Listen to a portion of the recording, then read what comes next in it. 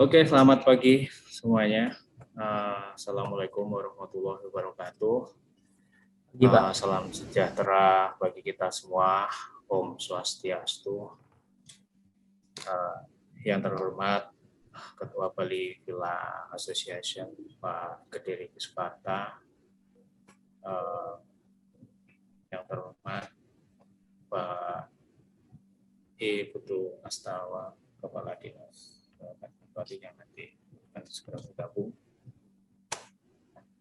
Yang terhormat para peserta FGD pagi ini yang saya muliakan.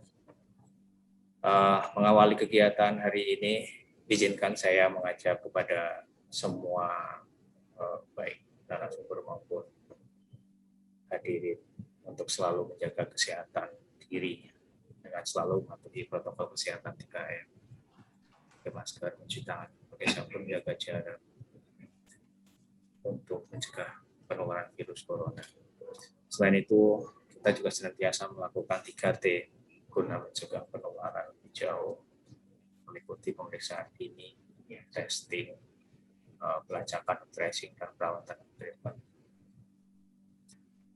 Pagi ini kita bergabung dalam FGD atau Focus Group Discussion dengan tema menjamin rasa aman work from Bali. Seperti diketahui, pemerintah punya atau memiliki program work from Bali yang dimana arahan dari Presiden untuk membangkitkan ekonomi Pulau Dewata, di mana pada masa pandemi ini mengalami terpuruk atau keterpurukan karena sebagian besar ekonomi di Bali ditopang dari sektor pariwisata, dan tidak ada atau sangat minim sekali pengunjung. Ekonomi Bali tahun 2020 terkontraksi 9,9%. 29,3%. Kontraksi itu terus berlanjut sampai sekarang. Bahkan pada kuartal 1 2021 masih mengalami minus 9,85%. Nah, pemerintah punya rencana atau program mengajak ASN di bawah Kementerian Menko Maritim dan Investasi untuk mengajak pegawai negeri sipil bekerja. Kurang keras sedikit suaranya, Pak Hairul, mohon maaf. Oh, kurang keras. Siap. Jadi program ini diyakini atau diharapkan bisa membangkitkan ekonomi Bali ke depan.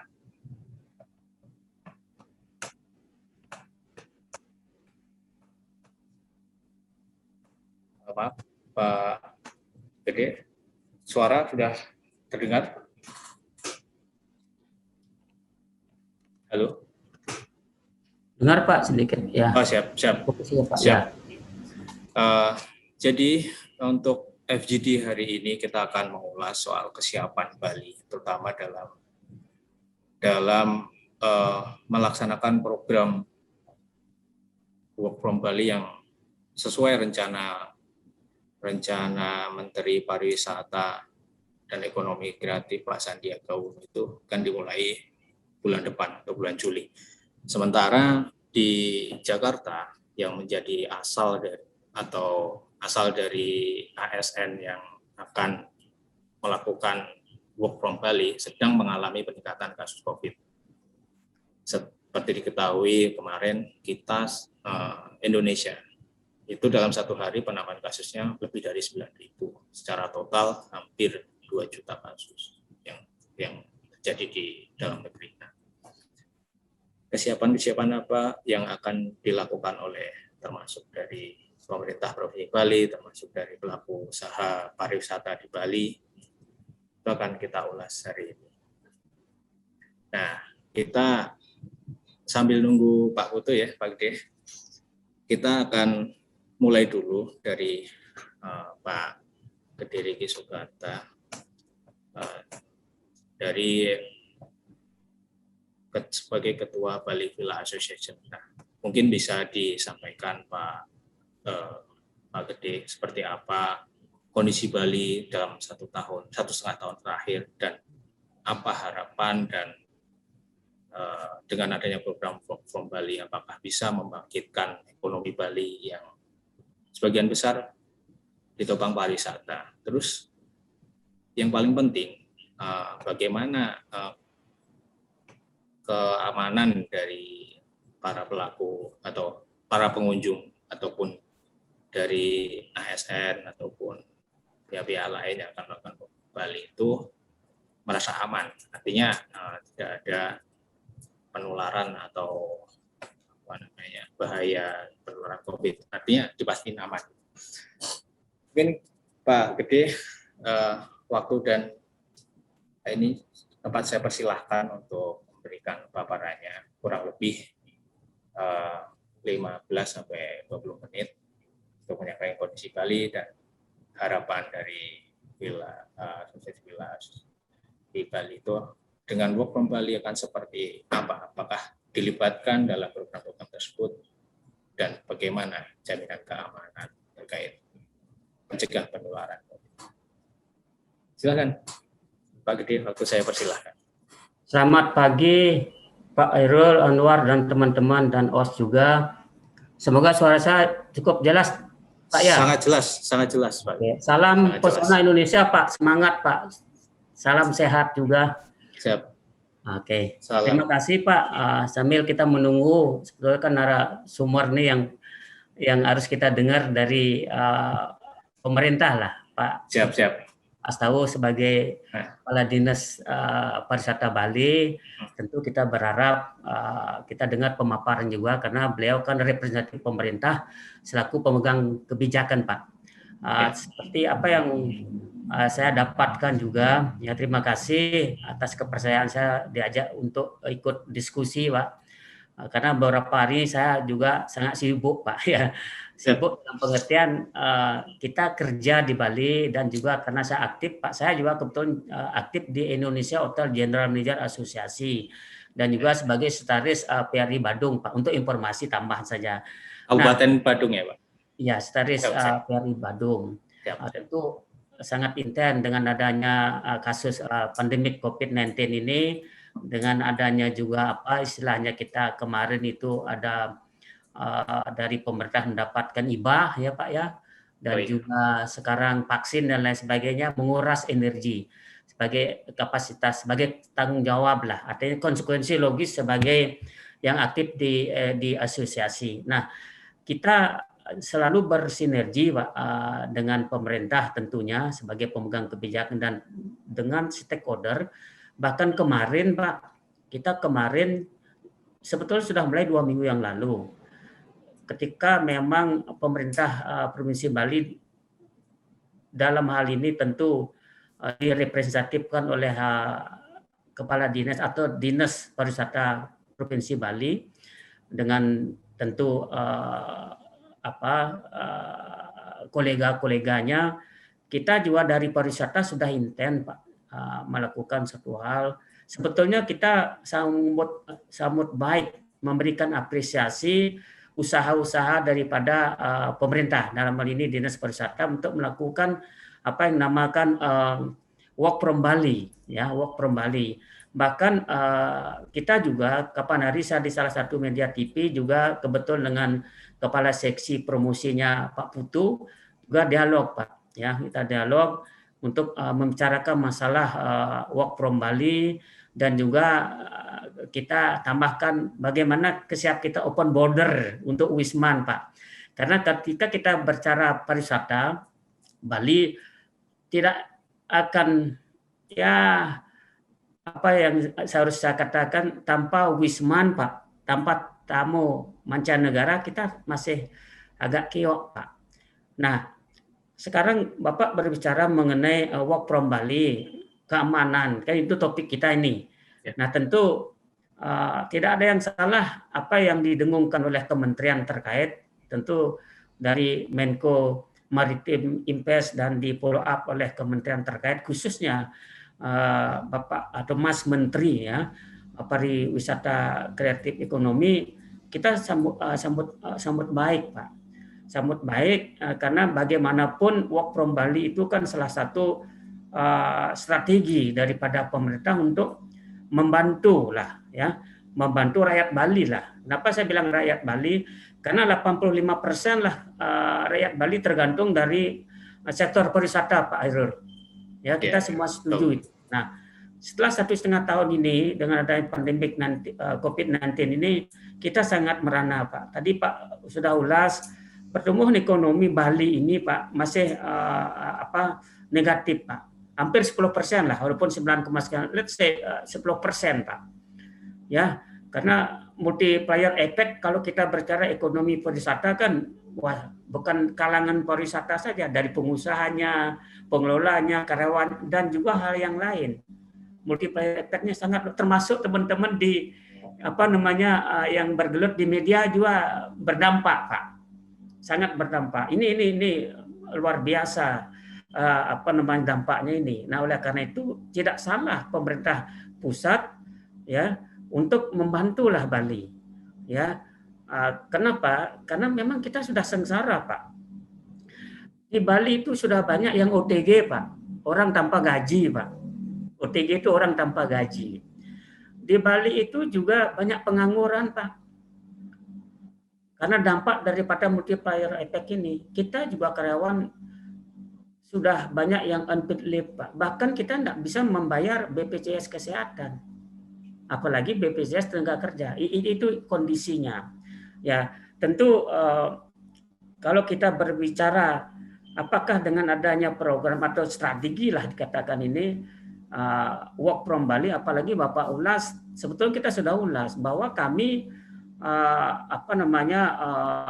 para praktisi pariwisata, apakah itu pemilik, pengelola, dan kami karyawan yang bergelut di pariwisata tidak setuju sebetulnya kalau kita berbicara spesifik ASN itu work from Bali, tapi spesifiknya di area tertentu di 3 zona ini. Iya. Ceritanya Ubud, Nusa Dua, dan Pasar. Itu kalau kita berbicara asas keadilan tidak bagus. Karena begini, Pak. Di Bali itu ada 150.000 room, Pak, kurang lebih. Itu majority ada di Kabupaten Badung, sekitar 97.000 room. Nah, sekarang rata-rata kalau misal ASN ini work from Bali, berapa orang? Apakah nanti ASN ini ngajak keluarga? Kita tidak berbicara apakah ini efektif tidak. Tentu saya dari sisi efektivitas promosi efektif. Tapi asas keadilan belum tentu.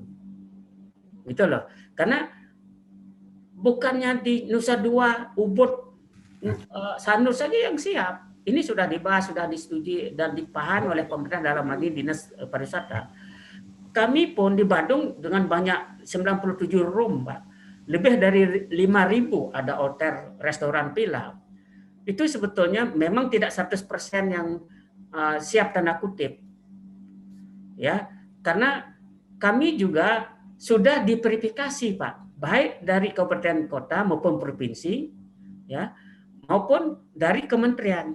Saya sendiri sebagai tim verifikasi Kabupaten Badung, Pak, memverifikasi hotel-hotel, mall, restoran, dan lain sebagainya, villa, non-bintang, bintang 1, 2, 3, 4, 5, sebagai tim verifikasi, ada SK-nya, sesuai dengan surat edaran Bupati, nomor 259, kalau tidak salah. Demikian pun saya sebagai auditor, ya, sebagai seorang auditor dari Kementerian Pariwisata, pernah saya mengaudit. Bukan di Badung aja. Kalau misalnya saya sebagai tim verifikasi karena SK Kabupaten Badung, saya di Badung aja memverifikasi prokes CSE-nya, Pak. Tapi seorang auditor Bali, saya di Ubud, saya mengaudit di beberapa hotel, saya audit. Ikutlah berpartisipasi, Pak. Nah, itu yang kita lakukan. Sebetulnya secara fisikis, secara experience, pengetahuan, keterampilan kita siapa. Nah, karena topik Bapak hari ini di Bisnis Indonesia ini, Pak Hairul Anwar selaku moderator, bahwa tentu sebuah tantangan, Pak. Mudah-mudahan apa yang digagas oleh Pak Putu selaku Kepala Dinas Pariwisata sudah luar biasa. Kami apresiasi. Bahkan beliau sudah promosi tentu kemana-mana, ke pusat, tentu kabupaten, ke Jakarta lah. Kami apresiasi Dan apakah nanti ketika memang benar berhasil ini, ya, apalagi Pak Putu sudah menjanjikan work from Bali itu tidak mesti harus dari Nusa Dua, Ubud, Sanur doang, Pak. Ini tolong diperhatikan. Dimanapun bisa, di Seminyak, di Kuto, apalagi di sini banyak. Apalagi misalnya di Kuto, Legian, Seminyak, Canggu ini, ya banyak yang langsung owner-ownernya homestay yang bisa 5-star services, pemiliknya orang lokal dan aksesnya langsung, tidak lari. Mohon maaf, kalau bintang 5 kan larinya ke Jakarta dong uangnya. Betul. Nah ini yang harus, sehingga asas keadilan ada, asas pemerataan ada, tidak spesifik eksklusif di sana. Namun memang tidak salah si pemerintah pusat menentukan, dalam hal ini Kementerian Kesehatan kalau tidak salah, untuk membuat satu zona hijau. Tidak salah. Nah ini sebuah tantangan atau jebakan. Kalau kita bicara work from Bali, ini sebuah tantangan atau jebakan. Bisa jebakan ketika kita tidak betul-betul secara disiplin menerapkan prokes kesehatan. Itu tidak gampang loh Pak. Oleh karena itu saya sebagai pelaku pariwisata yang aktif di stakeholder pariwisata dan di asosiasi menyarankan, ayo ini perhelatan kita bersama. Apakah pemerintah, kita di swasta, wartawan juga. Ini perhelatan kita bersama. Nah, mestinya tentu kita dari swasta menekankan, ya, bukan komplain loh Pak, bukan mengkritisi, boleh dong rakyatnya meminta ke guru wisesa. Karena guru wisesa itu wise, pemegang kebijakan, pembikin kebijakan. Maksud saya begini, ketika kita berbicara, saya buka aja gini, pandemik COVID-19 ini, eksekutif dalam hal ini, ya pemerintah, ketika kita berbicara pemerintah, kita tidak berbicara gubernur menteri saja, bahkan ketua Satgas COVID kan TNI. Melibatkan Polri. Ketika ada misalnya unsur-unsur yang tidak sesuai dengan arahan kita, apakah masalah public relation-nya, ada katanya dulu anak buahnya Pak Putu kasihnya bilang dari angle tertentu di posting sehingga menyebabkan image Bali itu tidak menerapkan protokol kesehatan, itu kan perlu dipidana kalau memang ada yang memposting begitu misalnya. Karena gini Pak, berbicara working from Bali, sebetulnya kita apresiasi karena ini sebuah step sehingga nanti kita siap membuka open border untuk mancanegara Pak. Itu step yang bertahap itu ya, tahapnya mulai Juli. Skala sudah kita lakukan Pak. Kita berdoa dari minggu yang lalu, kemarin kita 32 ketua-ketua asosiasi berdoa bersembahyang di Puro Besaki. Terus melakukan diskusi kecil, simposium. Setelah itu kita mendeklarasikan bahwa kami, stakeholder pariwisata, asosiasi terkait, siap untuk membantu pemerintah untuk membuka open border. Siap akan dipunishment ketika kita melanggar. Nah, oleh karena itu, tolong bantu kami. Baik dari sisi stakeholder, mesti dari dari media, dari desa-desa. Karena gini Pak, ketika kita buka open border, dunia luar kan tidak bisa melihat Bali doang. Pasti skupnya dilihat Indonesia. Kalau misalnya pemerintah berdak seperti Pak Papan tadi, di Jawa juga masih, mohon maaf, masih setelah lebar ini, di TV-TV tadi saya juga baca dan tonton, sangat tinggi Pak. Nah ini bagaimana caranya pemerintah menghandle media ini juga. Nah memang sih perlu pemerintah transparan Pak. Tidak gampang gitu loh. Inilah situasi kondisi yang memang perlu memang leadership style dari pemerintah. Kan ada leadershipnya tidak masalah otoriter Pak. Jangan demokrasi. Misalnya kepimpinan militer itu kan otoriter. Perang ini Pak. Ini kan perang. Sehingga leadership itu strong leadership, otoriter is okay. Jangan nanti HAM kita berpikir. Itu kecuali sudah kondusif melakukan leadership style otoriter, baru salah. Kita percaya kita semua perlu HAM. Nah ini situasi kondisi ayo gitu loh. Supaya nanti apa yang sudah dibikin kebijakan ayo bersinergi kita masyarakat bersinergi itu kata kuncinya. Sehingga nanti tidak berupa jebakan Pak. Ya, tidak berupa jebakan dengan work from Bali. Let's say ini sebagai exercise buat Bali. Terima kasih pemerintah pusat dengan segala upayanya. Seperti tentukan pemerintah simpati Pak. Tadi saya bilang OTG, orang tanpa gaji, minus sudah 10%. Nah ini, kalau misal pemerintah misalnya belum siap untuk work from Bali atau misal open border, apa dong action plan-nya? Plan A, plan B-nya apa? Misalnya sampai di end of the year misalnya tidak bisa kita open. Kalau Bali tidak open border pusat Pak, mancanegara, susah Pak. Nah sekarang bagaimana risiko kita? Sebuah tantangan dan juga apakah sebuah jebakan? Dengan adanya isu-isu kita viralkan Pak, work from Bali, kita banyak punya karyawan, stakeholder pariwisatanya, ketua-ketuanya memviralkan work from Bali, sehingga nanti pemerintah pusat mendengar, banyak yang dari Kalimantan bawa mobil ke sini dari Riau, ada peningkatan Pak. Tadi saya bilang 150.000 room Pak. Waktunya 2 menit lagi. Oke, yang ada cuman berapa kedatangan ke Bali sekarang? Cuman 10.000 misalnya. ASEAN nanti work from Bali berapa ribu? Kamar kita di Bali kan 150.000, di Bandung ada 97.000. Bukan kita tidak mau, tidak akan secara signifikan ketika open border tidak dibuka. Nah itu kata kunci saya, kami representatif dari Bali Villa Asosiasi dan stakeholder asosiasi yang lainnya memberikan apresiasi usaha-usaha pemerintah dalam hal ini Dinas Pariwisata Bali ya, dan pemerintah pusat mohon lebih intensifkan empatinya. Nah, tentu regulasi ini harus betul-betul strength Pak.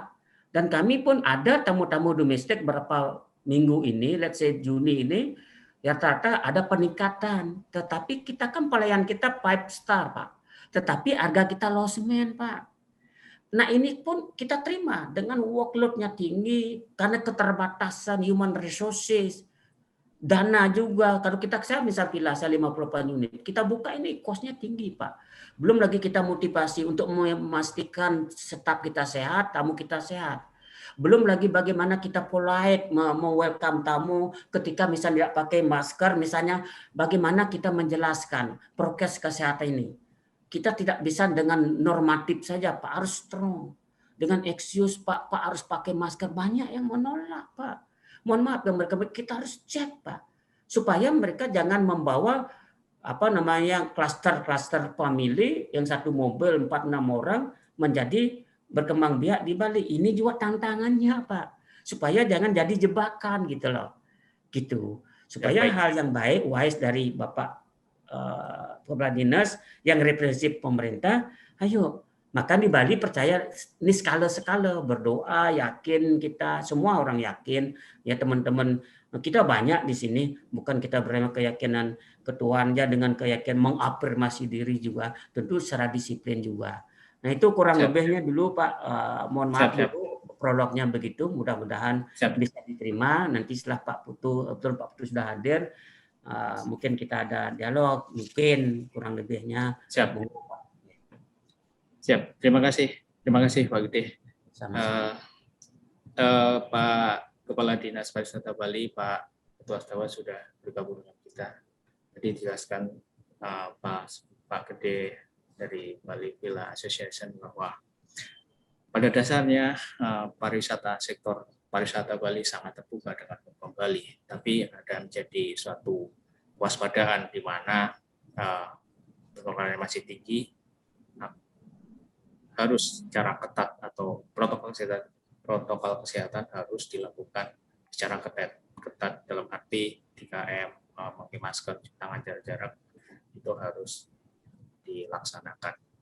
Nah, kita undang Pak, selamat pagi Pak Astawa.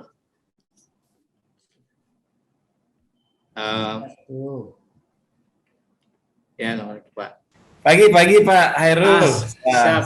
Salam sehat selalu. Ya, Ya, Pak Gede Soekarto, rekan saya. Salam hormat. Ya. Siap. Sekian, salam Pak hormat. Asta. Ya, Pak Asta.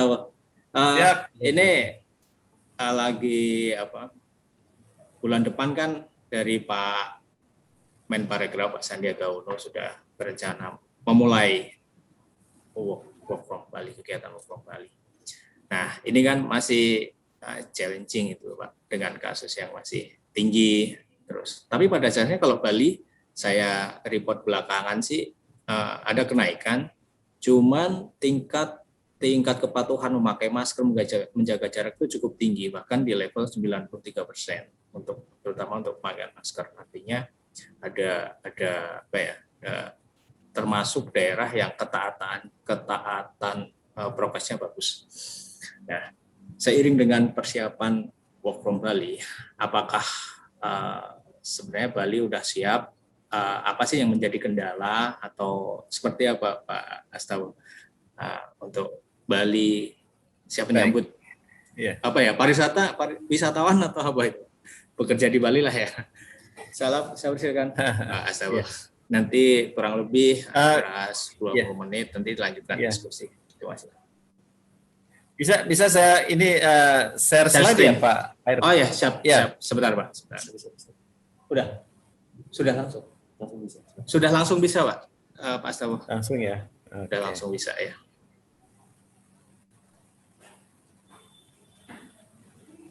Baik Pak Hairul dan Bapak Ibu sekalian yang saya hormati, saya mencoba diskusi ini memulai dengan judul ya, kebijakan dan strategi untuk pemulihan pariwisata ini secara umum, yang mana di dalamnya termasuk nanti work from Bali tentunya Pak ya.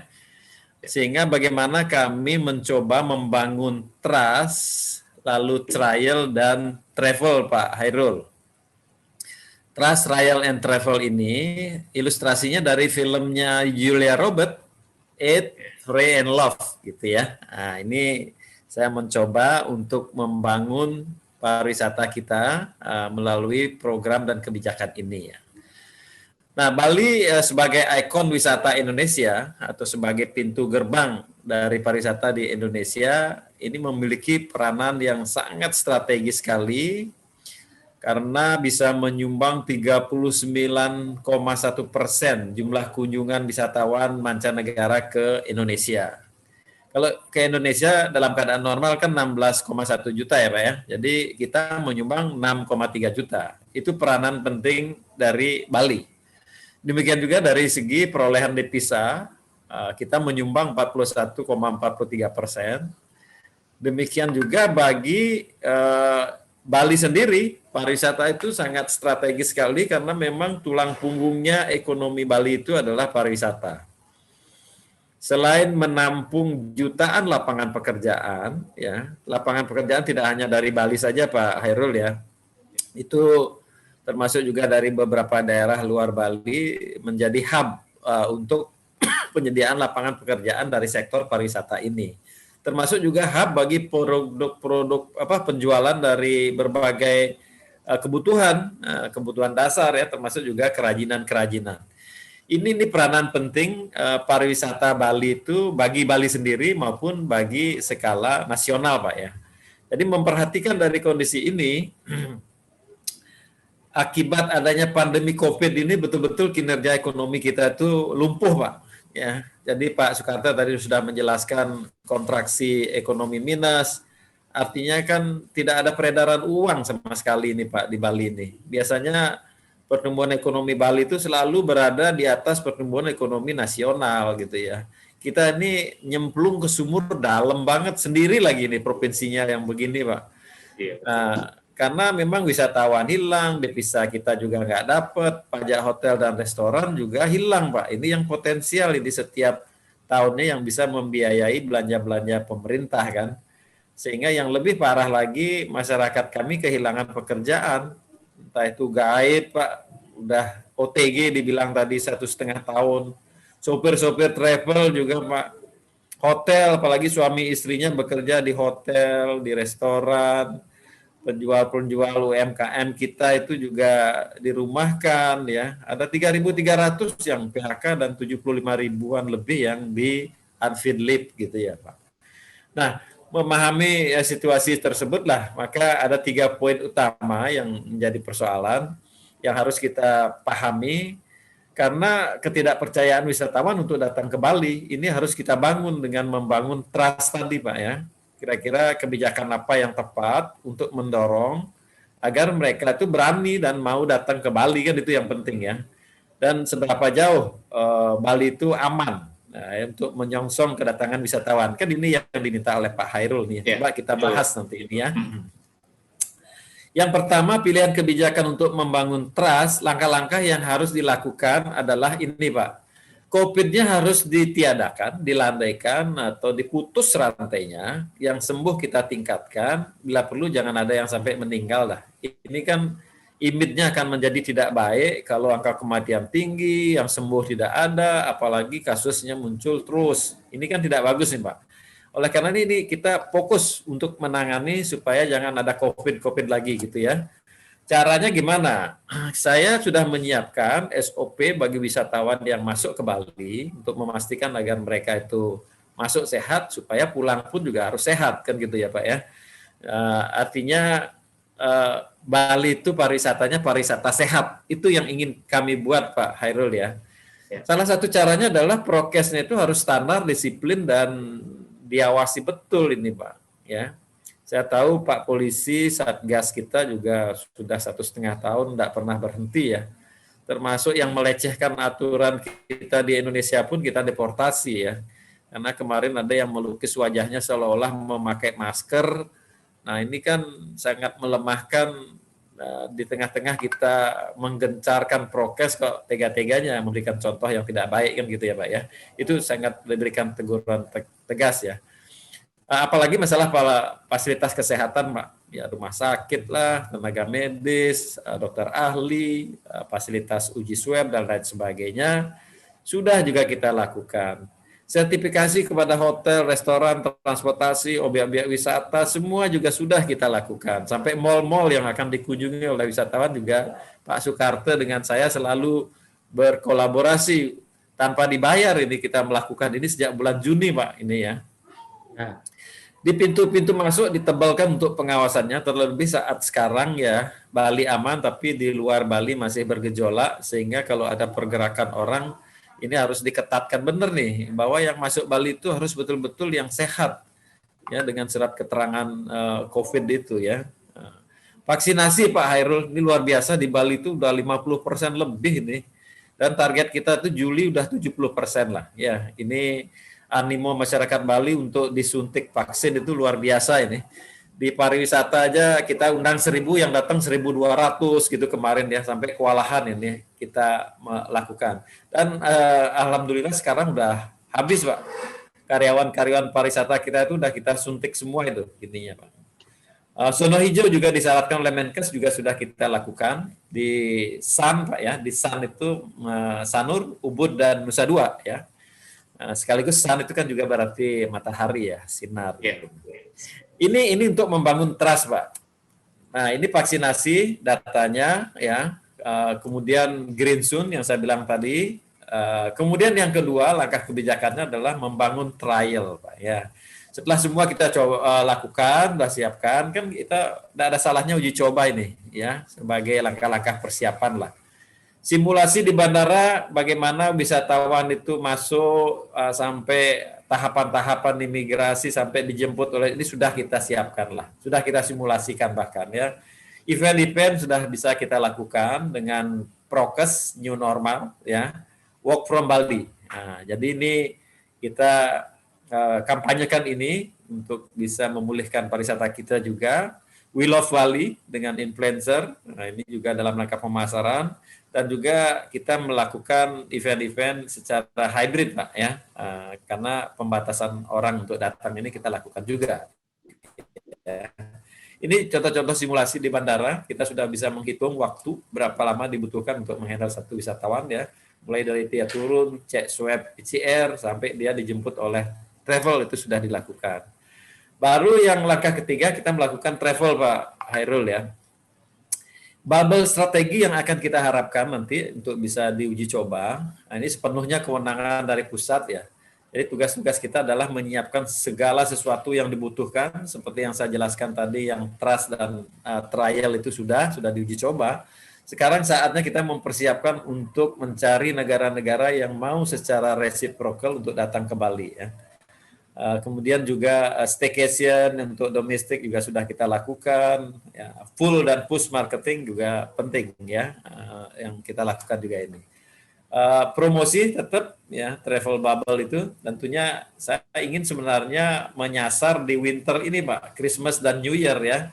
Ini kalau bisa dibuka ya, mumpung di sana dingin, di sini warm, hangat gitu ya. Mudah-mudahan mereka akan tertarik untuk datang.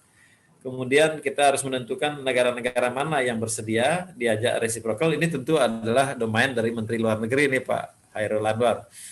Kemudian juga cari yang negara yang sudah tervaksin banyak, sehingga risiko COVID-nya rendah gitulah ya.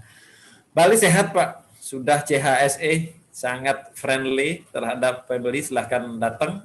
Dan kami mendorong ke Pak Gubernur juga, nampaknya ke depan nih transformasi struktur perekonomian Bali itu perlu diseimbangkan lah antara yang sektor pariwisata dengan non pariwisata gitu ya.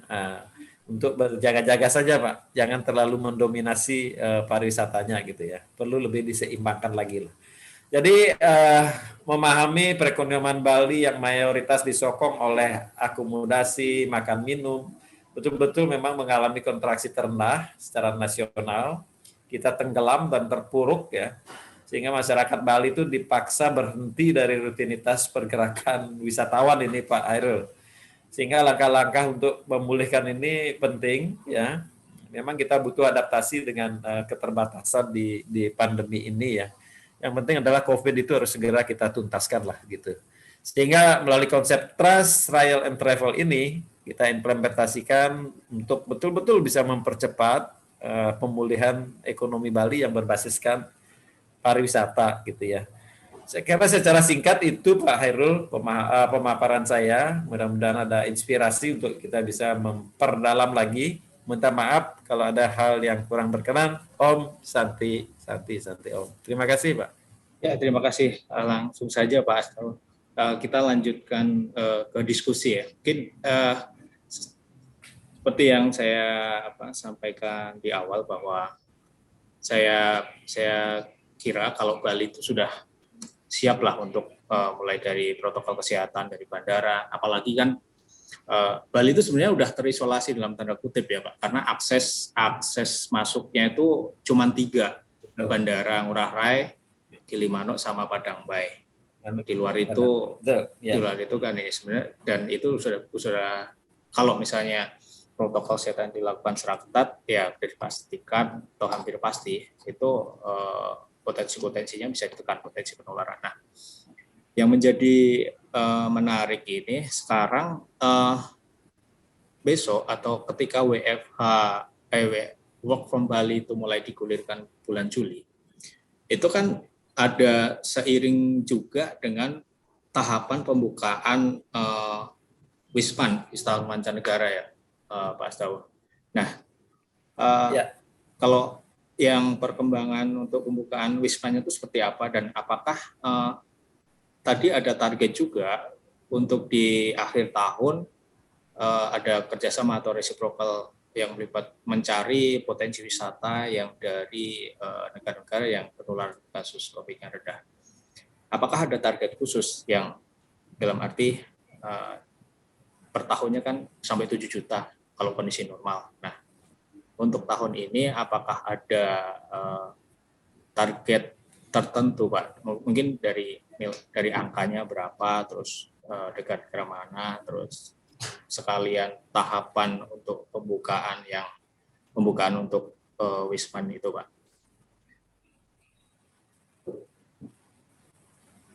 Ya, oke. Itu saja ya Pak. Ya, itu sementara ya. Jadi work from Bali ini sebenarnya sudah dimulai oleh kementerian kita ya. Kemarin kan ini atas arahan dorongan dari Kemenko Maritim Marpes ya. Jadi beliau punya 7 kementerian di bawah koordinasinya, plus 11 BUMN ya, masuk penggadaian, lalu juga ada platform-platform digital lainnya. Itu kami datangi ke Jakarta bersama teman-teman industri juga, roadshow, dan sekarang sudah bisa dimulai, Pak. Jadi model work from Bali-nya itu semacam tidak pindah kantor begitu ya. Jadi semua kegiatan-kegiatan di masing-masing kementerian itu dialokasikan di Bali, Pak. Misalnya ada rapatkah, ada insentif atau exhibition atau pelatihan, itu semua direalokasi pelaksanaannya itu di Bali gitu ya. Nah, karena memang itu yang tadi kita satu-satunya provinsi yang paling terpuruk ya, dan juga kita menampung jutaan pekerjaan dari berbagai daerah, sehingga sangat wajarlah kita mendapatkan pemerintah hadir dalam situasi seperti ini, sehingga sudah dimulai sebetulnya. Nah, work from Bali ini sebenarnya sebagai trigger atau pintu masuk untuk kita bisa rencana-rencana yang lebih besar, yaitu adalah open border untuk internasional turis sebenarnya. Nah, kalau untuk target kami, wacananya masih itu Juni, Juli kan kemarin ya Pak. Paling tidak Juli ini sudah bisa dimulai harapan kami. Ya, insan-insan pariwisata kami itu kemarin ke Besakih itu kan sangat mendorong dan juga mendukung apa yang menjadi kebijakan Bapak Gubernur ya. Dan bahkan yang menarik teman-teman kami itu adalah beliau-beliau itu siap melaksanakan prokes lagi. Jadi semakin menguatlah implementasi untuk prokes ini bisa dilaksanakan secara lebih ketat gitu ya Pak ya. Ini luar biasa teman-teman kami kemarin itu, kami appreciate, dan mudah-mudahan lah segera bisa diumumkan. Karena untuk mengumumkan itu kewenangan pusat Pak Hairul, bukan Gubernur Bali, bukan Kepala Dinas Pariwisata Provinsi Bali. Kalau Dinas Pariwisata adalah menyiapkan segala sesuatu yang dibutuhkan sehingga safe travel ya. Jadi betul-betul ke Bali itu datang sehat, pulang pun mereka harus sehat. Itu yang harus kami pegang betul dalam menjaga nama besar Bali tersebut ya. Tentunya kami tidak sendirian Pak Hairul, ini luar biasa di pandemi ini, soliditas kita dengan para stakeholder, dengan masyarakat, lalu juga dengan media sangat intens lah menyokong kami apresiasi. Jadi berita-beritanya juga cukup bagus lah, tidak ada tendensius negatif begitu yang memberikan citra kurang baik itu. Nah ini yang harus kita jaga juga. Termasuk kemarin juga kami dibantu oleh kantor staf presiden agar menjaga mengawal citra Indonesia, citra Bali itu dalam rangka kita persiapan open border ini. Saya kira ini sudah dengan paparan saya, mungkin Pak Hairul, Pak Anwar sudah melihat langkah-langkah apa lagi yang mesti saya lakukan lagi ya, saya selalu siap lah gitu ya. Terutama 1.493 desa adat yang ada di Bali itu yang menjaga, mengawasi di masing-masing wilayahnya, itu jauh lebih efektif Pak, daripada kita di provinsi dengan rentang jarak yang jauh gitu ya. Itu sangat efektif sekali bekerja sama dengan Babinsa, Babin Kamtipmas, berbasiskan adat lah ini Pak ya. Apalagi vaksinasi Pak, kemarin itu dengan sistem Banjar. Waduh efektif sekali itu, gotong royong dan cepat itu. Kita per hari di Bali bisa sampai 70.000 per hari bisa ya. Karena kemarin memang sempat vaksinnya yang terhambat ya. Sekarang vaksinnya sudah ada dan ini terus bergerak dan kita akan targetkan akhir Juli ini sudah 70% tervaksin Pak. Itu Pak Hairul. Lanjut ke itu soal pertanyaan masih terkait dengan work from Bali. Nanti ke Pak Astawa, dulu lanjut ke Pak Suparto. Soal ini Pak, kalau kerja di Bali itu kan koneksi internet yang jadi apa ya?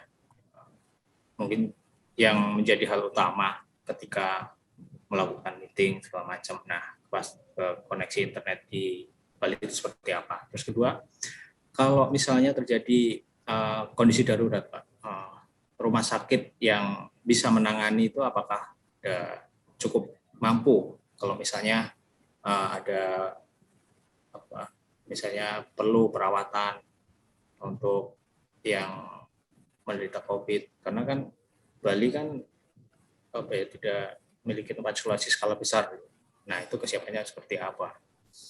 Nah, sisi lain, apakah ada pemerintah Bali itu mendorong atau memberikan diskon hotel biar untuk menarik banyak orang berminat untuk WFB itu, Pak?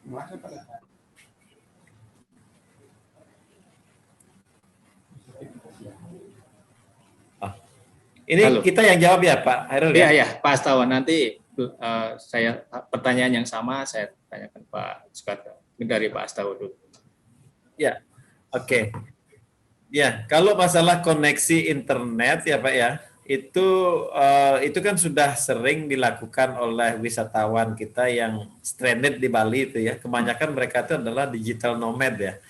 Jadi ini juga di daerah Nusa Dua, daerah Canggu, daerah Ubud, rata-rata sudah tercover dengan internet yang kuat dan stabil lagi ya. Jadi mereka sangat nyaman untuk bekerja melalui nampaknya juga dari Kementerian Kominfo nanti akan menambah koneksi dengan apa istilahnya 5G ya.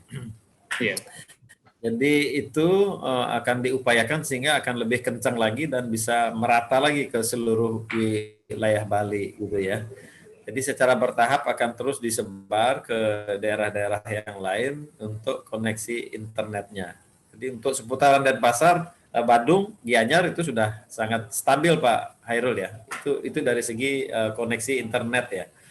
Mengenai rumah sakit yang menjadi rujukan apabila satu saat nanti ada yang terpapar atau gimana gitu ya, itu di daerah Nusa Dua banyak rumah sakit yang milik swasta ada, milik pemerintah juga ada, demikian juga di Sanur ya. Nusa Dua ini malahan dari PTN Pak, perguruan tinggi ya, kan ada di daerah sana juga. Lalu di Sanur ada rumah sakit Bali Mandara, ada PROS, di Ubud ada Sanjiwani, ada rumah sakit di Payangan. Selain yang swasta, milik TNI Polri juga banyak, dan milik kabupaten juga banyak, apalagi provinsi Pak. Itu bagus-bagus rumah sakitnya. Kalau Pak Sukarto pergi ke Bandung itu rumah sakitnya juga keren banget juga yang ada di Bandung gitu ya. Saya kira untuk fasilitas kesehatan sangat memadai Pak Hairul ya, termasuk tenaga medis dan paramedis, ahli-ahlinya juga, anestesi, ahli paru, itu juga semua sudah disiapkan oleh teman kami di Dinkes gitu Pak ya. Apalagi kerjasama dengan TNI Polri ya, kemarin kita waktu vaksinasi dari Angkatan Laut juga berkolaborasi dengan kita Pak. Jadi solid sekali kita di Bali, senang kita kerja bisa bersama-sama Pak. Nah. Ya masih satu lagi Pak Astawa, itu kan disebutkan tadi banyak nomad turis yang bekerja bahkan cukup banyak, saya kemarin lihat data itu. Nah beberapa yang viral itu mereka itu nakal dalam tanda kutip ya Pak, nggak mau mematuhi protokol kesehatan. Nah masih adanya turis asing yang seperti itu, apa langkah dari Dinas Pariwisata atau Pemprov Bali Pak Astawa? Ya, kita punya tim pengawas yang melibatkan beberapa institusi ya, mulai dari Satpol PP, lalu imigrasi termasuk di dalamnya Dirpamolpid. Jadi rujukan kita adalah peraturan gubernur tentang prokes ini Pak ya. Jadi Pergub nomor 10 sekarang yang sebelumnya 46 diganti. Di sana juga ada sanksi-sanksi. Bagi wisatawan asing yang melanggar prokes, dia dikenakan denda 1 juta Pak, bagi yang tidak menggunakan masker. Kalau warga lokalnya 100.000. Kemudian kalau lagi ketahuan dia ketemu lagi kesalahan yang sama, ya diperingatkan, dia dideportasi Pak. Jadi termasuk yang begitu dilakukan gitu ya.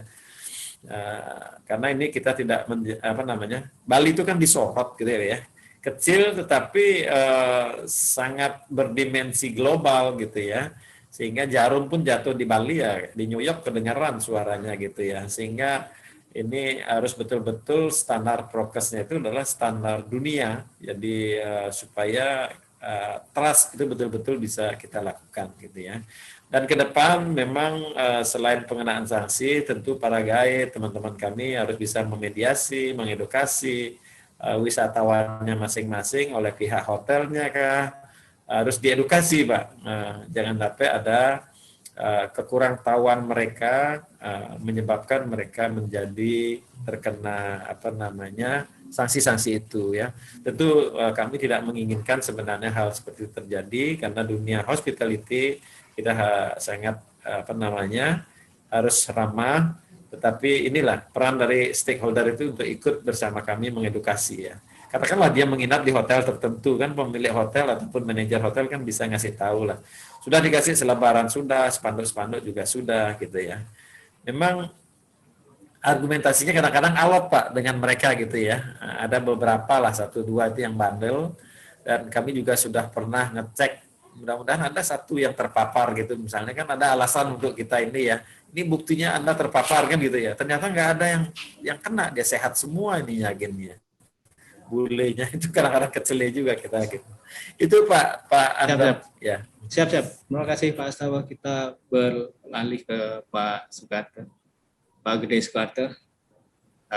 Tadi dari Pak Astawa sudah Kepala Dinas Pariwisata Bali sudah menyampaikan bahwa Bali itu sangat siap seperti Pak Sukarto sampaikan di awal juga. Nah, kesiapan itu sebenarnya kalau orang mau bekerja di Bali itu melihat ini juga ada diskon nggak sih di hotel-hotel atau villa misalnya dari nggak selalu dari ASN, dari swasta ataupun semacam orang bekerja yang pengen bekerja di Bali melihat kalau ada kesempatan diskon. Nah, apakah ada tawaran atau program khusus diskon untuk mendukung program Bali dari pelaku industri khususnya villa hotel di Bali Pak? Terus kedua, kalau misalnya villa itu kan kadang berada di luar kota ya, semacam untuk koneksinya seperti apa? Itu Pak Sukarto. Oke. Terima kasih Pak Irul. Tadi secara detail saya sependapat sudah dijelaskan oleh Pak Kadis yang luar biasa ini. Tapi jelek nasibnya semenjak jadi kepala dinas pariwisata aja COVID terus itu. Aniki lah ngayah. Tenpun api Pak. Jadi gini, apa yang Bapak harusnya kita di Berlin ya Pak tuh ya. Nah, apa yang Pak tanyakan tadi, 2 hal ke Pak Kadis. Satu mengenai WiFi. Tentu kalau kita berbicara produk ya, dengan segala fasilitasnya, wah jangan khawatir Pak. Artinya internet kita bagus. Karena Badung ini pun termasuk Denpasar, kalau tidak salah, Ubud juga Pak Putung ya sudah istilahnya program pemerintah daerah ada Smart City. Artinya di Banjar pun sudah ada internet gratis Pak. Apalagi yang sekelas bintang 5 atau kayak villa kita ini, kita bahkan punya 2 atau 3 sampai providernya Pak. Itu internet sudah tidak masalah.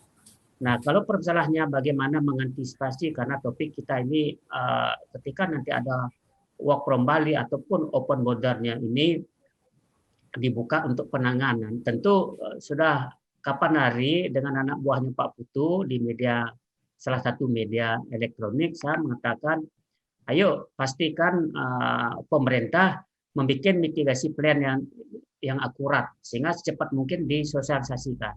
Karena pentingnya just in case misalnya ada sesuatu, ya makanya ada mitigasi plan ini. Ya kan, suatu perencanaan mitigasi. Kayak dulu kalau gunung meletus lebih gampang menangani. Mitigasi plan untuk gunung meletus misalnya Gunung Agung. Sekarang ini kan mitigasi plan mengenai COVID. Nah, corona ini yang perlu pemikiran kerjasama yang bersinergi, berkolaborasi. Tentu Bapak Kadis dan Pak Airul Anwar sudah paham. Seperti awal saya katakan, peran pemerintah dalam hal ini juga dibantu oleh TNI Polri. Kan sebetulnya tidak ada masalah. Karena ini peran Pak. Satu keadaan yang darurat, emergensi gitu loh. Nah ini. Nah, tentu kami tidak a priori terhadap kemampuan itu. Namun demikian, kami di swasta juga sudah melakukan kerjasama di samping kita pasti akan menuruti standar operating prosedur atau rujukan rumah sakit yang sudah ditentukan oleh pemerintah. Di sisi lain kami juga sudah bekerja sama dengan klinik-klinik terdekat, Pak. Karena kebetulan saya juga ikut di IAGMA, Indonesia Hotel General Manager Associasi. Kita semua mengadakan kerjasama, itu tidak perlu diragukan lagi. Nah, tentu kalau kita bicara mitigasi plan dan just in case ada sesuatu, inilah tantangan, Pak. Mudah-mudahan bukan jebakan kita mau membuka open border, terutama kalau kita bicara open border, kalau sistem di luar negeri sudah pasti lebih bagus standar operating prosedurnya. Ada salah satu anggota Bali Pila Asosiasi Bule, ya, ke sini dia bersilaturahmi dengan saya, bahkan beliau mengatakan kapan Bali dibuka untuk Wisman maksudnya, ya. Nah, kalau masalah standar operating prosedur mereka sudah bagus katanya, pakai dimanapun dia berada sudah dimonitor oleh semacam kayak di Indonesia satuan satgas COVID-nya itu, ya. Dia sudah mempunyai misalnya vaksin yang elektronik, dia sudah divaksin kemana saja dia pergi. Nah, dia minta ayo buka Balinya gitu, karena dia juga JM kebetulan di Bali gitu, sudah 7 bulan hampir. Nah, ini sangat menarik tentunya, memang tidak mudah, ya, tidak mudah, harus hati-hati juga ketika kita buka open border. Namun penting juga open bordernya. Kenapa? Minimal kita belajar berproses, Pak. Orang Amerika pernah saya dengar, we do with them, we do with them. Artinya ketika kita melakukan, kita dungu juga. Kita tidak melakukan, kita dungu juga, gitu loh. Nah, ini yang perlu. Halo, apakah suara saya tidak clear? Halo? Terdengar, Pak, terdengar. Oke. Terdengar. Lebih baik we do, itu Pak Putu. Tentu kita skala kayak tadi Pak Putu sudah memaparkan, saya bagian dari itu juga sebagai komite Bali Bangkit Open Border, Pak. Kita bersinergi itu Pak, tahu Pak, atas tentu bantuan Pak Putu. Tidak terlepas itu. Betul, saya bukan mau memuji Pak Putu. Tidak terlepas dari arah-arah Pak Putu sebagai pribadi, sebagai kepala dinas dan sebagainya. Namun kita merayap ini. Pertama kita melakukan doa di Pura, saya ikut itu di Pura Jagatnaga Denpasar kemarin, puncaknya walaupun kita akan terus melakukan. Nah, artinya tentu seperti Pak tanyakan bule-bule gimana? Ketika kita berbicara disiplin itu, tentu bukan bule saja. Saya apresiasi Satpol PP. Saya juga mention ketika saya dialog dengan anak buahnya Pak Putu. Kita harus apresiasi Satpol PP Badung tuh terus, karena saya satu grup, saya punya grup WA itu Porkom, ya, forum komunikasi untuk tim verifikasi, dan saya juga ikut kayak Porkom Polsek Kutau. Mereka sangat luar biasa, 24 hours mereka. Saya tidak memuji, Pak. Saya tidak bisa memberikan apa. Mereka melakukan. Ada yang indisiplin, tidak gampang memang. Kayak kemarin saya ikut ada kunangan adat, orang kawinan. It's very difficult untuk make sure mereka jaga jarak, karena kangen ya apa kabar, pun tapi agak dan juga pas makan buka dan sebagainya ada merokok. Memang itu sebuah tantangan memang, Pak. Nah, oleh karena ini perlu juga intel yang imanis itu loh. Enggak masalah intel pakai pakaian adat, sehingga mereka mempunyai suatu power lah gitu. Karena ini kan seperti saya katakan awal ini bukan tugas pemerintah eksekutif, ini kan sudah melibatkan TNI Polri. Semua media juga. Ayo sama-sama saling mengingatkan. Kemarin saya ingatin ke kalian dinasnya, saya foto dia, saya videokan, hati-hati gitu loh. Sudah banyak klaster keluarga ini. Kita tidak bisa dengan doa saja, harus dengan disiplin. Nah, inilah sebuah tantangan. Tantangannya oke, supaya jangan jadi jebakan. Gitu loh. Ayo kita hadapi tantangan ini dengan tadi SOP dan lain sebagainya, doa skala miskala. Gitu, Pak.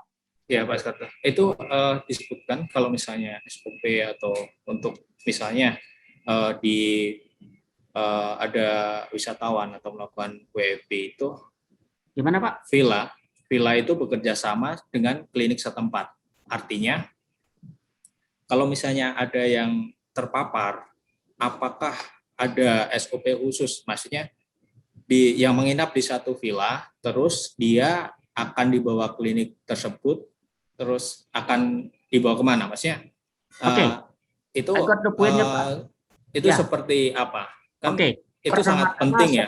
Sudah ada ya, itu pasti sudah tahu jelas itu bahwa hotel-hotel, villa, restoran apapun itu bentuknya yang sudah terverifikasi yang mendapatkan sertifikat ya, baik dari Disparda Bali maupun kabupaten kota di Bali maupun langsung juga banyak yang dapat dari kementerian ya, karena saya sendiri sebagai tim auditor dan sebagai tim verifikasi bahwa setiap hotel villa apapun bentuk itu harus wajib mempunyai ruangan isolasi. Just in case misalnya ada yang terpapar COVID yang positif, kita ada standar operating prosedurnya untuk menempatkan yang suspek itu di ruang isolasi di hotel villanya atau propertinya itu. Terus standar operating prosedur pronokis kita sudah training, ya. Orang-orang back office, satpam kita training. Untuk kontak person sudah ada di resepsi itu. Kontak kalau kita sudah bekerjasama dengan klinik kecil lah yang terdekat, nanti klinik kecil ini sudah juga melakukan kerjasama dengan hotel rumah sakit pemerintah, ya kayak rumah sakit Udayana di Bukit dekat Unud, rumah sakit Sangrah, rumah sakit Mangusada di Kabupaten Badung, dan tentu di Kabupaten Kota sudah ada. Artinya pertanyaan Pak Heru Anwar bahwa kami sudah punya standar operating prosedur. Pertama tentu kita amankan dulu di ruang isolasi. Setelah itu baru kita melakukan standar operating step-nya untuk bekerjasama. Atau kita misalnya tidak bisa menghubungi klinik yang terdekat, kita sudah juga bekerja sama dengan rumah sakit yang sudah ditentukan oleh Satgas Covid. Itu Pak. Siap Pak Sugata. Kita masih punya waktu sekitar 24 menit lagi. Jika ada peserta yang ingin mengajukan pertanyaan, bisa di Q&A. Pertanyaan selanjutnya mungkin terkait dengan diskon tadi, mungkin saya Pak Sugata dulu, nanti ke Pak Astawa soal diskon Pak. Artinya gini, harga atau rate untuk villa maupun hotel Bali saat ini seperti apa? Maksudnya apakah ada harga khusus itu loh, maksudnya jadi orang tertarik untuk tinggal dengan. Oke, saya jawab aja Pak. Aku tuh mohon izin ya.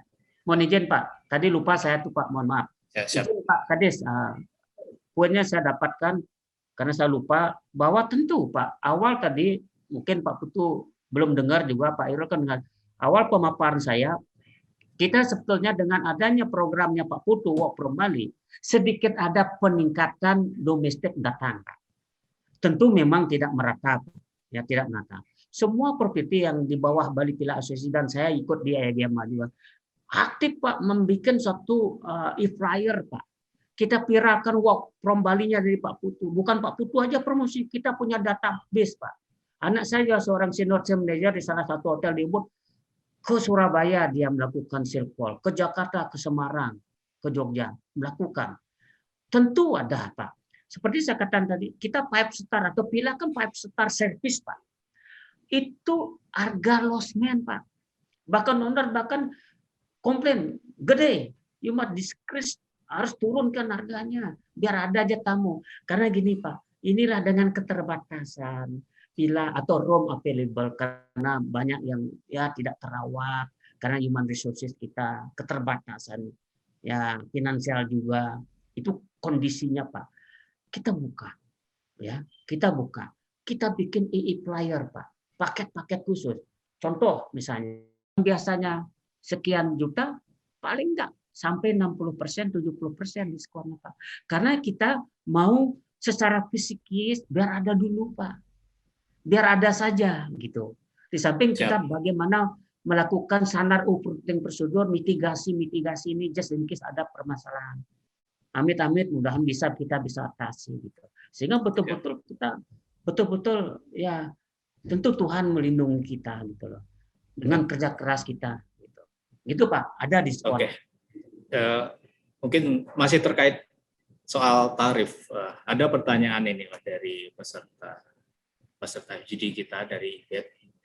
Apakah perlakuan bagi pekerja swasta, kan ada dua nih, work from Bali, ada dari targetnya, ada dari ASN, ada dari swasta. Nah, apakah ada perlakuan yang berbeda antara pekerja swasta dan ASN yang bekerja di Bali, baik itu terkait dengan tarif hotel maupun hal-hal yang lain.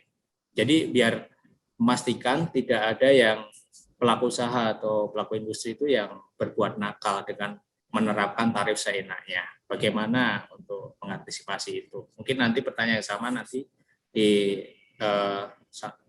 diajukan ke Pak Astawa, Pak Sukarto lebih dulu. Oke, Pak. Tentu kita berbicara marketing, Pak, ya, mempromosikan satu produk, nggak ada istilah diskriminasi, Pak. Oke, misalnya kita judulnya Work from Bali ASN dari kementerian terkait. Tadi mungkin Pak Putu belum menjelaskan, saya sudah jelaskan. Pak Putu sudah menjelaskan ketika kita ada forum group discussion, Pak, bahwa apakah efektif Work from Bali, ya? Apakah daerah tertentu? Pak Putu mengatakan kita semua area tertentu selama ada SOP-nya, sudah disertifikasi. Pertanyaan Bapak, apakah ada diskriminasi atau enggak Pak?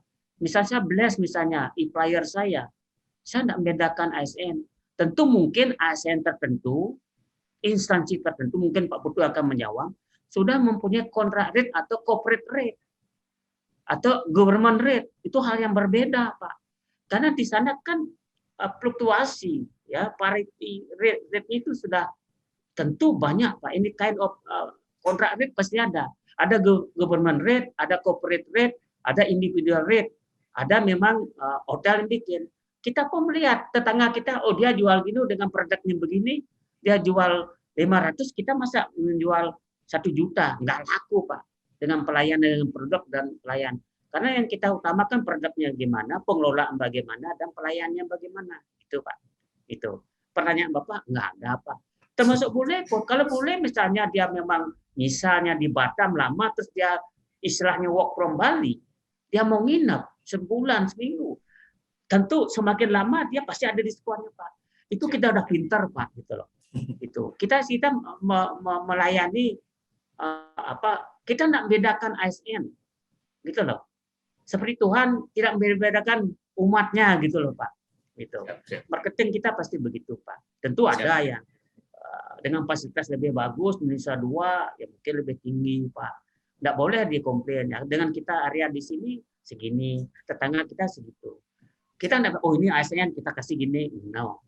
Itu tergantung deal juga. Gitu. Ada walk-in juga misalnya. Tergantung supply dan demand-nya juga. Gitu. Makanya kerja di hotel tuh agak ribet, Pak. Tapi tetap bertanggung jawab. Gitu, Pak. Kurang lebih. Siap. Makasih, Pak Sukarto. Beralih ke Pak Astawa. Pertanyaan yang sama, Pak, soal dalam tanda kutip diskriminasi. Apakah ASN yang dari kementerian yang disiapkan untuk WFB itu apakah mendapatkan perlakuan khusus dibandingkan pekerja swasta? Pekerja swasta yang ingin WFB akan diperlakukan seperti apa? Itu, Pak. Baik, ya. Saya kira kawan saya Pak Gede sudah gamblang ya menjelaskan tadi bahwa penentuan tarif juga akan sangat ditentukan oleh berbagai variasi, Pak ya. Bisa apakah dia grup atau perorangan, apakah dia tinggalnya lama atau hanya beberapa hari saja. Ya, ini juga bisa ikut menjadi penentu harga ya. Terlebih-lebih sekarang situasi supply and demand-nya yang tidak seimbang Pak Anwar ya. Tentu mekanisme pasar akan terjadi. Kawan-kawan saya yang diakomodasi, saya pikir beliau sudah rata-rata harga COVID Pak ya. Jadi tanpa diiming-imingi diskon pun sebenarnya sudah beda kondisinya dibandingkan dengan situasi. situasi normal kan gitu Pak ya. Ya jadi supply and demand yang tadi seperti disampaikan oleh Pak Karto ya kawan saya, memang seperti itu Pak.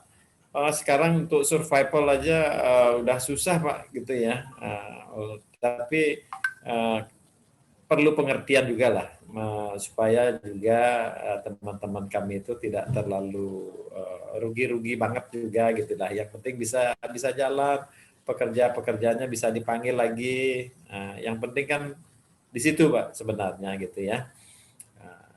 Sudah dijawab Pak Anwar tadi. Siap. Tapi adakah ada ketetapan tarif tertentu nggak sih Pak Astawa? Nanti kalau sudah normal ya Pak ya, kalau mungkin pariwisata itu normal, saya dari pemerintah tentu tidak ingin adanya banting-bantingan harga gitu ya, sehingga nanti kesannya Bali menjadi murahan, sehingga perlu kayak tarif inilah, ojol begitu kan, ada standar terendah lah, sehingga yang konvensional dengan yang online kecipratan rezeki juga kan gitu ya. Jadi ke depan perlu dibuatkan regulasi supaya ada batas terendahnya berapa sih untuk hotel bintang 5 gitu ya. Karena kan Bali itu satu-satunya ada di dunia kan hanya di Bali gitu ya. Seperti di daerah-daerah lain kan juga berlaku seperti itu. Di Tiongkok malahan ada diskriminasi begini Pak. Kalau wisatawan tarif hotelnya beda dengan orang lokal gitu ya. Jadi pernah saya tahu di suatu tempat memang hotelnya dekat sekali dengan mall besar. Kalau harga lokal jauh lebih murah kalau dibandingkan dengan kita yang dari luar negeri gitu ya, kalau dari Tiongkok gitu ya. Jadi ada seperti itu ya. Kalau di Bali kan nggak ada lah seperti itu Pak. Ya. Siap. Itu Pak Anwar. Ya. Oke, mungkin satu lagi Pak Astawa. Yang disinggung sama Pak Menparekraf briefing pekan lalu itu sudah ada yang confirm, yang saya baca itu Bank Indonesia sama OJK itu sudah confirm mau melakukan work from Bali, melakukan bekerja di Bali. Nah, sebenarnya yang sudah confirm melakukan WFB itu siapa saja Pak Astawa? Maksudnya yang sudah akan mulai melakukan program tersebut. Ya. Kalau data detailnya memang tidak saya pegang ya Pak Anwar ya, karena mereka bookingannya itu biasanya langsung gitu ya kepada apa namanya, ada yang melalui PCO, ada yang kadang-kadang langsung juga gitu ya. Sehingga kami jujur tidak memiliki data pastinya, tetapi kalau yang kami dengar-dengar memang seperti sekarang Bappenas sedang berlangsung Pak, sudah sejak 3 hari yang lalu di sini ya, kemudian BPKP sudah, BKPM juga sedang di Bali juga gitu ya.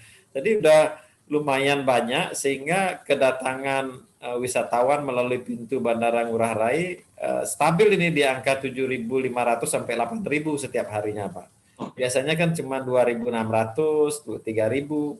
Sekarang sejak kalau dibandingkan yang normal, lalu, udah normal 16.000 domestiknya saja 16.000 Pak. Domestiknya saja ya. Kalau ditambah internasional lagi 21.000, ya, hampir 50.000 hampir per hari kalau normal. Tapi udah mulai tumbuh kan ya Pak untuk kalau dari sekarang 50% lah sekarang. Kalau normalnya 16.000, sekarang 8.000 kan baru 50%-nya ya yang domestiknya. Oke, Pak Astawa. Mungkin ini pertanyaan terakhir terkait, mungkin bukan pertanyaan, pernyataan. Kita masih punya waktu kurang lebih 10 menit, 12 menit. Mungkin terkait ini harapan, atau ini kan kalau misalnya program WFB ini kan yang menentukan pusat sebenarnya, sementara yang pelaksana itu di Bali. Nah, apa sih harapan dari Pemprov Bali khususnya di Spada Bali mengenai terkait dengan program ini? Terus apa promosinya sudah sejauh mana? Kemarin kan sudah roadshow kalau nggak salah ya Pak, roadshow kemana-mana. Ya. Nah, harapannya seperti apa Mungkin dari Pak Astawa dulu. Ya, harapan saya tentunya selaku Kepala Dinas Pariwisata kan bertanggung jawab untuk mendatangkan wisatawan sebanyak-banyaknya, Pak ya. Itu KPI saya itu kan wisatawan yang banyak, length of stay-nya bisa lebih lama, dan juga spending money-nya bisa lebih banyak. Nah, jadi indikator-indikator tersebut kami akan pakai dasar untuk bisa melakukan promosi-promosi sehingga jangan hanya 7 kementerian saja yang work from Bali, bisa diperluas kepada seluruh kementerian dan lembaga-lembaga yang ada di luar Bali itu untuk bisa datang ke Bali. Jadi kami dengan segala sukaria, dengan rasa hormat akan menunggu yang terhormat wisatawan-wisatawan pencinta Bali di Pulau Dewata, Pak Anwar. Kami akan bersama dengan stakeholder menjadi tuan rumah yang baik, kemudian senantiasa mengawal agar beliau tetap safe gitu ya, safe di Bali ya. Lalu juga kami mengharapkan yang open border ini benar-benar bisa bagi kami menimbulkan semangat lagi dari keterpurukan yang sudah berlangsung sangat lama, Pak. Sehingga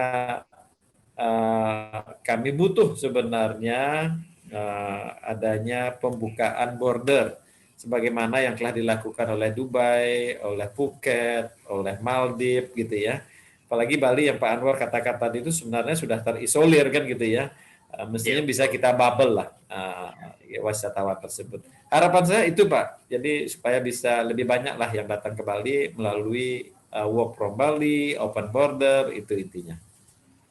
Siap. Terima kasih Pak Astawa. Berlanjut ke Pak Sukarto, pernyataan yang sama Pak, harapan dari khususnya pelaku industri ya, dari sisi pelaku industri. Pernyataan saya dan harapan saya tentu work from Bali sudah dikemas sedemikian rupa oleh Pak Putu selaku Kepala Dinas Pariwisata. Namun demikian terkadang dari perspektif kami pelaku usaha ya, asosiasi, terkadang juga adanya paradok Pak ya. Paradok misalnya satu sisi Pak Kades nggak gampang promosi Pak, namun sisi lain Munas Kaden nggak jadi di Bali. Itu. Nah, ketika kita bicara work from Bali, lebih baiklah kiranya pemerintah pusat ya, kementerian terkait melakukan aktivitas-aktivitas yang banyak lah. Kalau kita mengandalkan cuma work from Bali ASN, ya nggak akan begitu signifikan. Nah, oleh karena harapan kami lakukan sebanyak event-event dan jangan nanti event organisernya orang Jakarta aja gitu loh. Ini bukan diskriminasi, mohon maaf Pak Khairul kan Jakarta ini. Daerah lah yang diliput oleh Loputu lah di Bali gitu misalnya. Nah demikian pula tentu seperti Pak Putu pasti procurement indeksnya sebanyak-banyak. Tentu kita harus Bali harus dijual mahal juga. Tapi ketika kita bicara musim pandemik ini ya kita ada tamu lah dulu. Ada tamu dulu gitu loh. Nah, harapan terakhir saya dalam diskusi ini ya, saya harap pemerintah Pak Putu, saya nitip pesan ke Pak Putu nih, adanya juga semacam sinergitas antara Pemda dengan pihak terkait misalnya mengenai perizinan, karena kami juga beberapa villa hotel dibuka itu banyak juga yang dicek oleh, saya dapat karena saya staris dari Badung, banyak yang ngecek ya dari pihak kepolisian gitu loh. Nah ini kan sementara paradok Pak atau kontraproduktif gitu loh. Nah ayo karena sekarang dengan adanya undang-undang Cipta Karya ini kan sebetulnya Pak Putu adalah pemerintah eksekutif sipil ini yang bertanggung jawab untuk pembinaan. Kalau secara administrasi Pak Putu dan Pak Airul cara administrasi yang belum sesuai ya dibina. Nah, pemerintah Provinsi Bali tentu harus kuat koordinasinya. Memang beberapa banyak hal ranahnya di kabupaten kota, Pak. Jangan sampai nanti ini ranahnya sipil, Pemda, tanpa ada sinergitas koordinasi, ya pihak yang itu, mohon maaf, ngacak-ngacak tanda kutip, Pak. Nah ini yang banyak saya dapatkan itu. Nah, ini yang permasalahan. Sementara, mohon maaf, juga ada beberapa bule yang disobey the rule, tidak pakai masker, nggak berani ditangkap. Nah ini Tajen misalnya juga ada Tajen banyak Pak Putu. Misalnya oknum, jangan sampai ada oknum dari pemerintah desa atau oknum-oknum siapapun gitu loh, yang mengesahkan cara legal, ilegal dan sebagainya. Ini harapan saya. Satu, jangan paradok lah. Tidak gampang memang, tidak gampang. Zaman VUCA sekarang kan volatility-nya ini, uncertainty-nya tinggi, ya kompleksitasnya tinggi dan lain sebagainya. Kita tahu semua. Nah, itu harapan saya. Karena boleh dong berharap ke pemerintah sebagai guru wisata Pak Putu, ya. Mudah-mudahan diterjemahkan oleh sahabat kita yang bergerak di media gitu loh. Ayo gitu. Supaya kita sudah sakit jangan sakit lagi lah Pak. Gitu. Biarlah OTG-nya orang tanpa gaji aja. Tidak sakit nanti imun kita turun lagi karena gara-gara paradok, gara-gara ya tanda kutip tidak ada kolaborasi sinergitas untuk pengecek-ngecekan perizinan itu. Karena pengelola dan owner-owner tidak mau, tidak ada izin. Mungkin Pak Putu paham lah bagaimana di birokrasi ya. Oknum maksudnya gitu loh. Tidak gampang. Ayo mulai. Jangan Presiden Jokowi aja semangat gitu. Di bawahan juga harus memfollow up-nya itu. Itu kurang lebihnya Pak Heru, luar kurang lebihnya mohon maaf. Dimaafkan Pak Putu juga kalau tidak berkenan gitu. Siap, terima kasih Pak Soekarto. Sebelum saya mengakhiri ini, mengakhiri FGD hari ini, ada satu lagi pertanyaan Pak Astawa dari peserta, dari kita akomodir dari Komang Ramantya dari Nirwana TV Jawa Post Group. Bertanya kepada Pak Deputi 9 Kadispar Bali, bagaimana program WFP ini bisa dikampanyekan secara smooth di level nasional, karena dikhawatirkan menjadi kecemburuan dalam tanda kutip kepada daerah-daerah lain. Mungkin kayak Jogja itu kayaknya udah mulai bikin juga itu work from Jogja gitu. Nah, terus apa benefit yang diberikan kepada pelaku WFP dari sektor swasta? Mungkin bisa diakomodir Pak Astawa, pertanyaan dari Komang Ramantya. Wah, ini salam hormat nih sahabat saya nih Pak Ramantya ya. Jadi lama kita enggak ketemu nih. Biasanya beliau selalu dapat aja ketemu dengan saya nih. Salam hormat selalu ya. Jadi memang di era pandemi ini kita kan di 34 provinsi itu yang paling terpuruk itu Bali, Pak. Minus sampai 9,31%. Yang lain kan enggak sampai segitu, Pak. Masih punya pergerakan-pergerakan ekonomi yang lain, ya.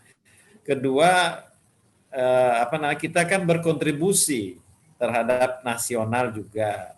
Jadi kontribusi yang diberikan pariwisata Bali itu harus seindah juga dengan perhatian pemerintah terhadap Bali, kan begitu ya Pak ya. Karena ini terlalu lama juga berlangsung ya. Belum lagi kita menampung pekerja-pekerja yang jutaan itu tidak hanya dari Bali Pak, dari Jogja juga banyak, dari Jepara. Makanya dulu waktu bom Bali terpuruk, yang miskin bukan orang Bali saja Pak, orang luar juga ikut miskin. Nah ini harus bisa dipahami sehingga bisa mengklirkan lah kecemburuan itu tidak baik dalam kondisi seperti ini kita saling menyalahkan ya. Kalau dilihat lagi keberuntungan sebenarnya pada saat Bali akomodasinya di bawah 10%, Jogja bisa 70, kemudian di daerah ini okupansinya bisa lebih tinggi ya karena transportasi yang relatif aksesnya bagus, kemudian wisatawan merasa safe dengan kendaraan sendiri, sehingga juga itu bisa mengkomplementer lah gitu. Jadi saya kira Tuhan sudah sudah adil lah gitu ya. Mari kita maknai pandemi keterpurukan ini untuk lebih meningkatkan kolaborasi, saya kira untuk selalu positive thinking, karena sakitnya Bali ya juga sakitnya kita semua lah gitu ya. Mari kita selalu berpikir positif gitu ya. Itu barangkali Pak Ramantia, rekan kami yang bisa kami komentari gitu ya. Mari kita sama-sama untuk menjadi agen-agen, duta-duta untuk mempromosikan Bali ya. Saya kira sudah banyak juga dilakukan oleh teman-teman kita di industri dengan platform digitalnya. Saya kira itu juga cukup efektif sekali dengan influencer, dengan yang memiliki follower-follower yang banyak, termasuk peran media. Kami juga terima kasih yang telah mendukung juga bisnis, apalagi Pak Ferry itu sangat dekat dengan kami, Pak Anwar itu beliau ide-idenya juga bagus sekali. Perwakilan bisnis Bali. Bisnis Bali. Indonesia Bali. Pak. Indonesia Bali. Ya, Indonesia Bali itu ya. Kami sangat dekat dengan beliaunya. Apresiasi untuk bisnis Indonesia, Pak. Semoga semakin disenangi, dicintai, dan semakin jaya tentunya. Terima kasih, Pak. Terima kasih Pak Astawa, terima kasih Pak Sukarto. Saya ngambil kesimpulan untuk FGD hari ini bahwasanya Bali yang mengalami keterpurukan karena pandemi yang sampai 9,31% di 2020, semestinya sudah saatnya bangkit dengan program-program pemerintah. Dukungan itu tidak hanya dari Menteri Pak Luhut, dari Menko Marves, dari Bu Menlu, dari kementerian yang lain, tapi juga langsung perintah dari Presiden.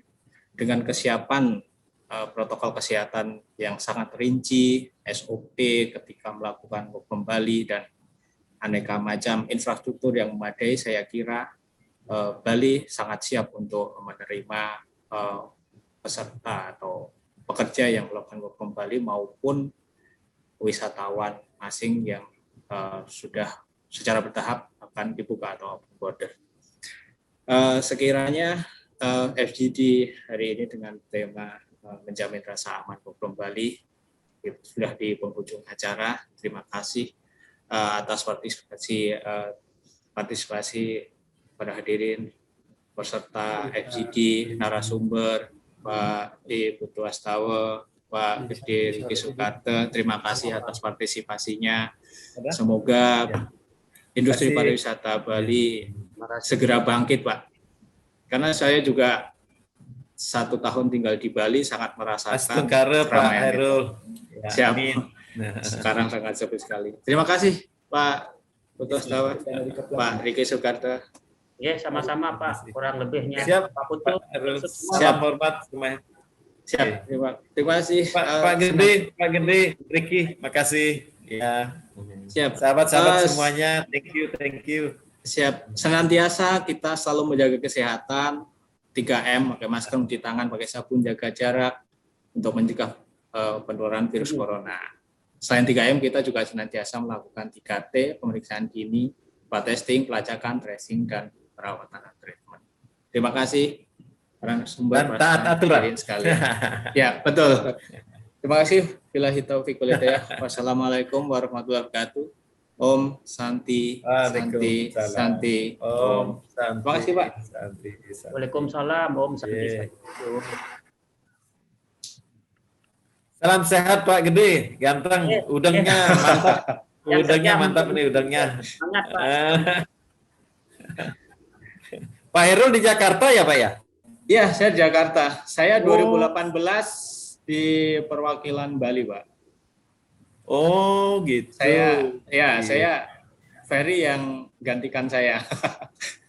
Oh iya, Ferry kok nggak kelihatan ya? Ferry ya, nggak ikut ya?